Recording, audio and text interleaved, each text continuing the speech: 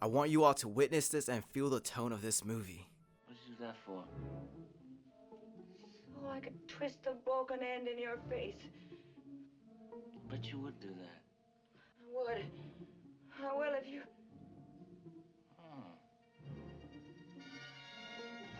I first watched A Streetcar Named Desire on the 26th of March in 2022. I didn't remember much of the play-by-play from memory, except that the story grows increasingly sour to the point where you'll be glad it finally ended.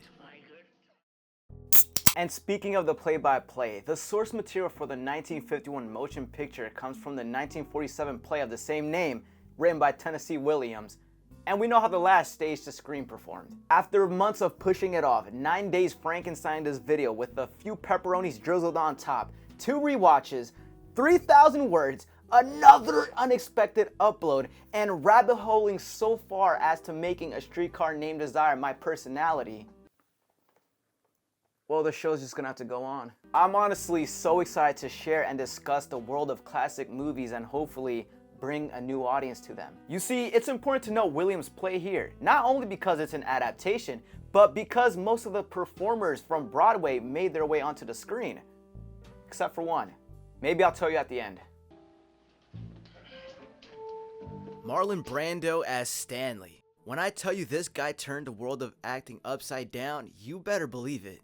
I don't know how to celebrate the man, and I'm not even sure he needs an introduction.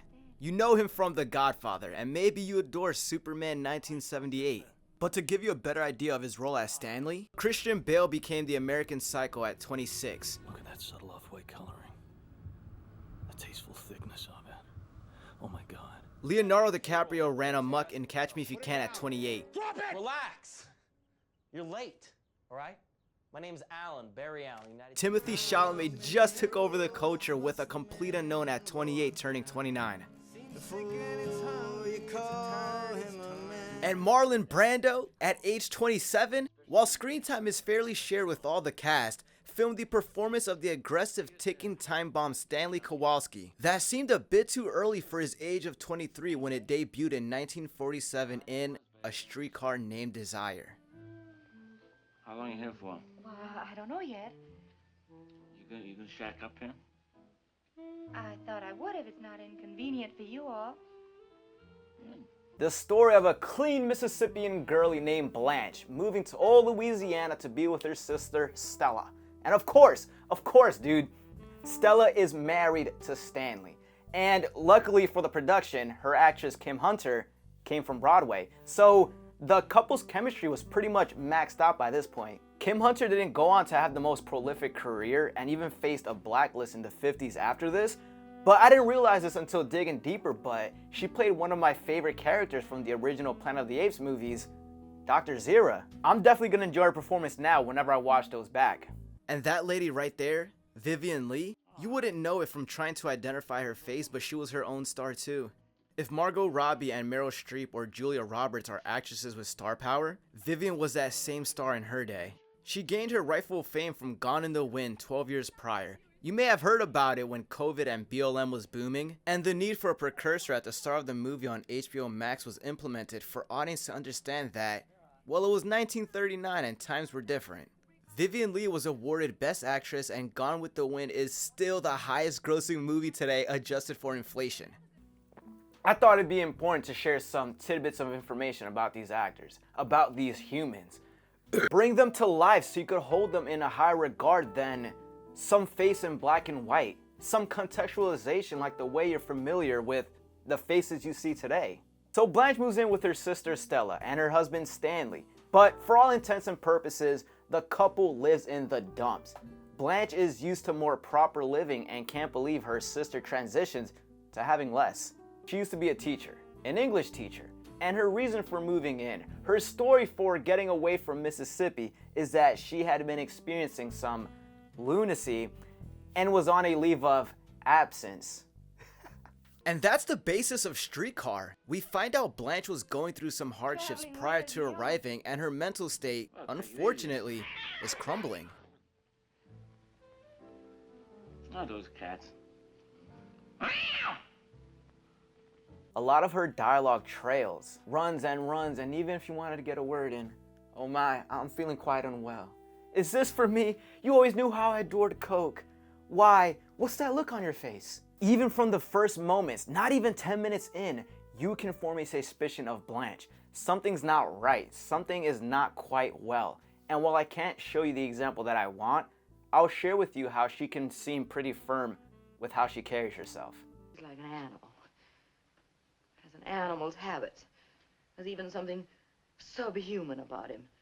Thousands of years have passed him right by, and there he is, Stanley Kowalski, surviving. To where that dominating voice is gone and she displays an array of emotions in quick succession. Such things as art, as poetry, as music, and hold as our flag in his dark march to don't hang back with the brutes. I don't know what constitutes an old-ass movie for you, but for me, that starts with the 50s. You hear about the 60s. You know a thing or two that occurred during the 60s, and it's pretty prevalent with pop culture. And by the end of the decade, films in color were pretty much the standard.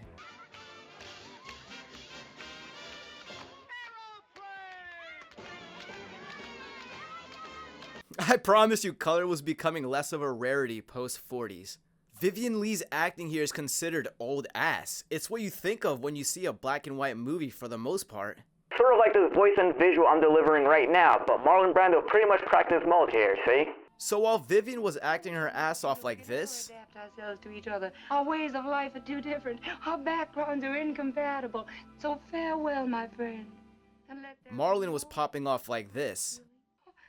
As a matter of fact, my wire... As a matter of fact, there wasn't no wire at all. And there isn't no millionaire. I missed him come in here with roses because I know where he is. And there isn't a thing but imagination and lies and deceit and tricks. But I'm getting ahead of myself. So Blanche settles down in their home. Stanley goes through her belongings like an awesome host. She takes a billion-year-long bath. And all her baths are that long. And if you didn't know about the Napoleonic Code before, you will now. One here. Now listen, did you ever hear of the Napoleonic Code, Star? No, Stanley, I haven't heard of the Napoleonic All right, Code. okay. There's a Napoleonic Code. You see, now according to which that what belongs to the wife belongs to the husband also, and vice versa. Will you listen? Blanche and Stella came from a nice upbringing. Stella got out, Blanche stayed. She watched her family pass away through the years, and before arriving in New Orleans, she lost Belle Reve, the plantation they grew up on. Upon hearing this, Stanley wants to see a bill of sale or any sort of proof so that his wife, and in return he, gets a fair share of the sale. The Napoleonic Code scene is within the first 30 minutes and pretty much sets off Stanley's beef with Blanche. You saw him go through her belongings. He doesn't appreciate her owning fine clothes. She thinks she's all fancy. There's a class divide going on. She lost a home. She acts pish-poshy and thinks highly of herself. You're inclined to believe her frailness and sympathize you do, but Blanche is not an honest character, if I'm being honest myself. And her tendency to act unhinged does not help her case. Now's a good time to mention the final person those familiar with the movie thought I forgot about, Karl Malden.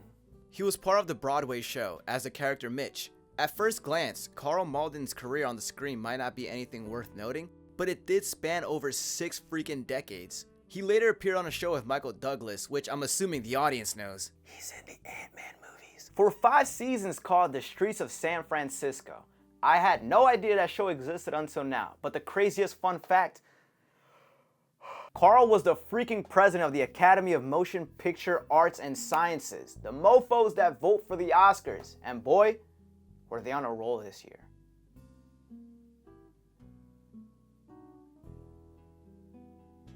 Mitch is one of Stanley's friends, but he quickly catches interest in Blanche, and her with him.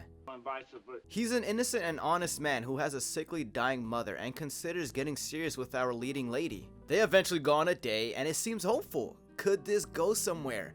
But with all of Blanche's hysteria, you question if this could go somewhere. Skipping ahead, but the turning point in Streetcar is when Stanley finds out some of the activities Blanche had engaged in prior to New Orleans, which they really emphasize in this clean-ass trailer. Let me just show you.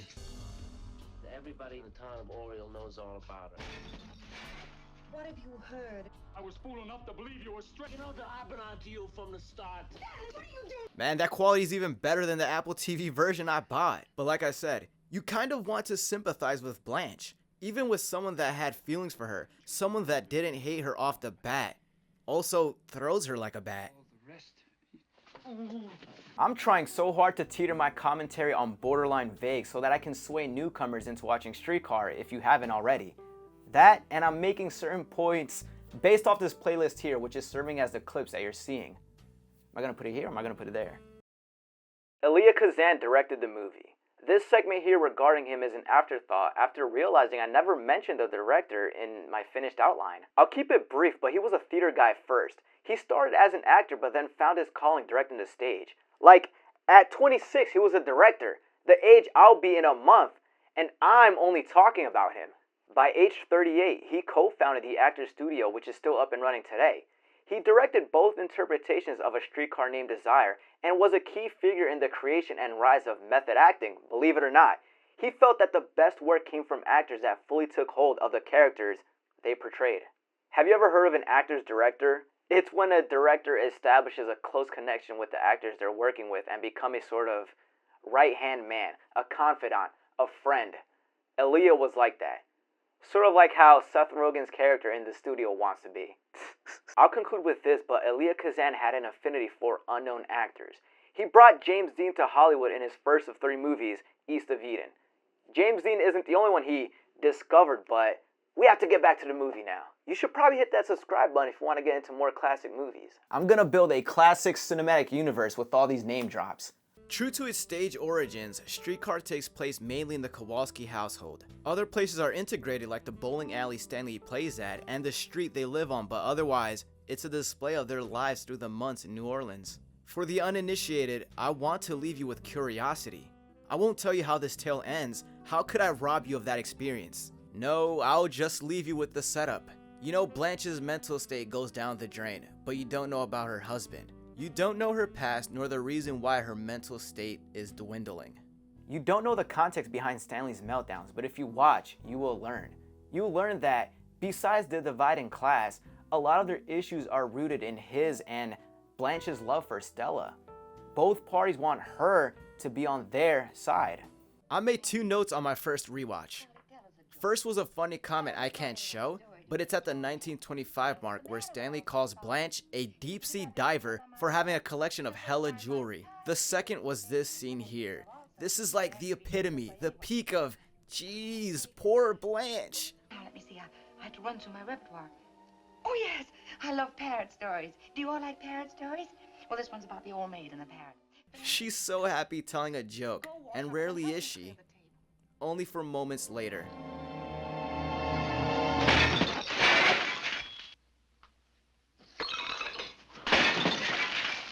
I think Streetcar is a movie where you notice more and more and grow to adore on each watch, and I'll tell ya, I love Blanche's theatrics, her dramatics, whatever you want to call it. I don't have a clip, but she has moments where she shines on her date with Mitch, as if she herself is on a stage. It all leads to one of my favorite lines from her about the desire for magic over the harshness of realism. No, just realistic. I don't want realism. I want magic. Magic. Yes, yes, magic. I try to give that to people. I do misrepresent things. I don't tell truth. A Streetcar Named Desire hit the Oscars running the following year in 1952 with 12 nominations. The 6th movie since the inception of the ceremony in 1929 to hit that baseline. Even crazier, the first of only 2 movies in history where 3 of the 4 actors won their respective categories. Sorry for speaking a little slow there at the end. That was like my 20th time running that freaking line. Of course, I'm talking about Best Actor, Actress, and their respective supporting. And I know you're wondering, well, who's the second? Well, that goes to Network from 1976, which means 2027 ceremony will be 50 years since we've seen a 3 of 4 actor sweep. I can't go on without mentioning a movie I have beef history with. Everything Everywhere All at Once. It took home 3 actor wins, but without the Best Actor nomination, it failed to hit the 4 marks. Vivien Leigh, Karl Malden, and Kim Hunter won in 1952, with Marlon Brando losing to Humphrey freaking Bogart and his performance in The African Queen. I could make that a future video. I haven't seen it yet, but I'm a fan of Bogart and Hepburn and love making a spectacle out of nothing. Humphrey Bogart's definitive hit role was in Casablanca, and that movie is still referenced in today's society. Of the other 8 nominations, the production only won in art direction for a black and white movie. They actually had separate sections for movies filmed in color and for black and white. Who knew, huh? And the art direction category was renamed production design in 2012. And although the Academy would have possibly pissed me off if I was alive in 1952, this was the first of 4 consecutive years Marlon Brando was nominated for Best Actor that no man has been capable of. I'm not even drooling on his balls. Check the Carfax right here. Bette Davis and Greer Garson are the only ones with 5 consecutive years. Which, hold the phone, what the hell feat is that? I had no idea people had achieved 5 years. I was gonna say I didn't know who Greer Garson was, but after developing this script, I actually saw this episode of Family Guy. And men keep telling me I look like Greer Garson. That's good, I think. And just last night, I was trying to find an actress, a beautiful woman from a movie I saw 3 weeks ago. And it turned out to be Greer.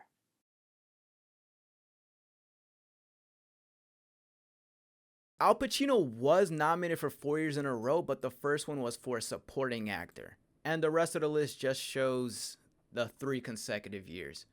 William Hurt, I wasn't familiar with your game. And Bradley Cooper, one day, man.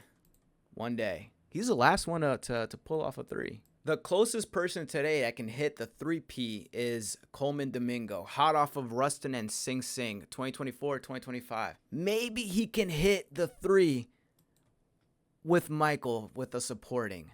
Okay, I went on a ramble session there. Welcome aboard to me. But alas, I conclude my discussion on A Streetcar Named Desire from 1951. There are a ton of fun facts out there I wouldn't be able to shut up about, like how, as the film progresses, the set of the Kowalski apartment actually gets smaller to heighten the suggestion of Blanche's increasing claustrophobia, or that Marlon Brando losing the Academy Award in the one performance that almost single-handedly started the method acted movement and is considered one of the best performances ever on film is apparently one of the greatest travesties in the history of Hollywood, or that Vivien Leigh was a solo individual that did not come from the Broadway production but actually did play Blanche back in London, wore makeup to look older, shipped wigs back to London, and was selected over the original Blanche of Broadway Jessica Tandy because her star power from Gone in the Wind. But we would be here all day.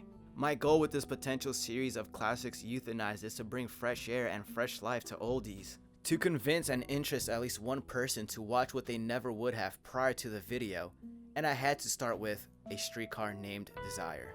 It has so much impact, success, and has stood the test of time. It catapulted Marlon to stardom while giving Vivien her second Oscar win. It flipped the old stiff and charming, handsome, presentable, leaning man to the fact that you don't have to follow established formulas for the screen. I dreaded rewatching Streetcar. From what I remember 3 years ago, it was an awful display of human behavior through both characters. An abuser, a struggler. And some people agree, this truly can be a tough watch, and I hope you feel something yourself, but man, if that's not what makes a good movie, a timeless movie, I've grown a bit fond of it. With all the reading up on this production and crafting this discussion, A Streetcar Named Desire has grown a bit larger than life in my head. I've been wanting to create the series Classics Youthanized for months now, over half a year by this point, just cause I love old shit. There's a gap in the market for Hollywood classics, and they say create the content that you want to see. So here it is. I've got ideas, and my ideas are endless. That's it for me. As always, love what you like, protect your energy, and I'll leave you folks with the iconic scene that I swore was the end of the movie, but it's not. Get down here! You stinker!